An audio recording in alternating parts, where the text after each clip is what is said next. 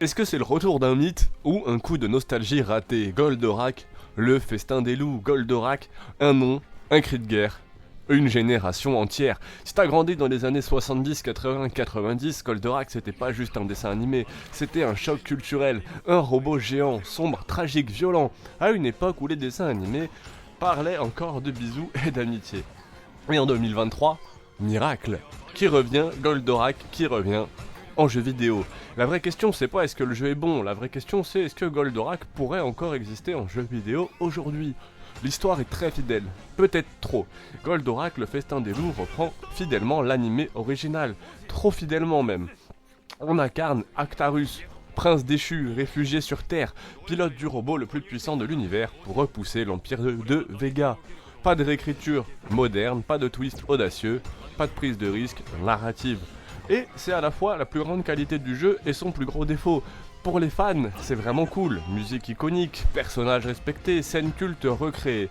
Mais pour les nouveaux joueurs, le scénario peut sembler très daté, très premier degré, voire naïf. Le gameplay, c'est le cœur du problème, soyons francs. Goldorak, le festin des loups, c'est un beat'em all action game très simple. Vol, frappe, tir, attaque spéciale. Le feeling de puissance est là, quand Goldorak frappe, ça cogne.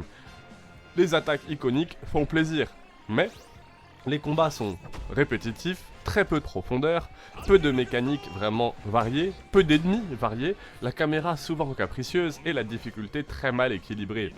On est plus proche d'un jeu PS2 début de génération que d'un vrai jeu comme on l'attendrait d'un Devil May Cry ou, vous savez à quel point j'adore cette licence, d'un Bayonetta. L'objectivité totale, c'est ce qui marche. Le respect absolu de la licence, la direction artistique, très fidèle, les musiques nostalgiques, ultra efficaces, vraiment. Et cette sensation de piloter Goldorak est très réussie. Un vrai amour de matériaux d'origine. Le jeu a été fait par des fans, pour des fans, et ça se sent. Ce qui marche pas, c'est vraiment ce gameplay, beaucoup trop simpliste, ce manque cruel de variété, aucun vrai challenge sur la durée, peu de renouvellement, et une durée très limitée pour le prix. Après vous pouvez le trouver à des prix très convenables, j'ai réussi à choper l'édition collector pour 20€ à Micromania, donc avec l'édition collector, rien que la boîte est très jolie, globalement ça reste le prix d'un jeu Switch, mais vous pouvez avoir Cult of the Lamb ou Hades, c'est sûr que si on le met en comparaison, il vaut mieux que vous alliez jouer à Cult of the Lamb ou à Hades, mais ça reste sympa et ça nous fait surtout découvrir d'autres choses. Goldorak se situe quelque part entre Sanseiya, Soldier Souls, le fanservice avant tout, Dynasty Warrior, mais en fait sans profondeur, ou un Transformers Dévastation, mais en beaucoup moins nerveux.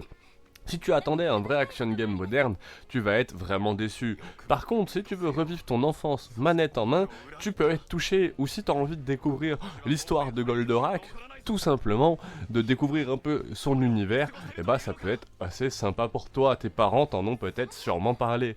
Fait intéressant, le premier Goldorak, majeur depuis des décennies, développé par un studio européen passionné, validé officiellement par les ayants droit japonais, pensé avant tout pour les fans historiques, le jeu ne cherche pas à séduire le grand public.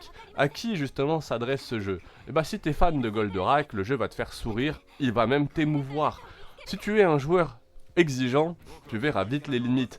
Et si tu ne connais pas Goldorak, c'est clairement pas la meilleure porte d'entrée, mais ça reste une porte d'entrée vers la licence de Goldorak.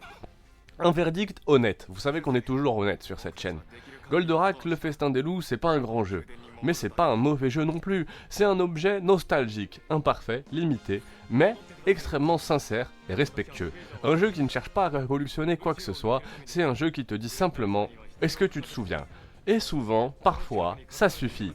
Goldorak n'est pas le robot le plus puissant du jeu vidéo, mais il reste l'un des plus importants dans nos cœurs.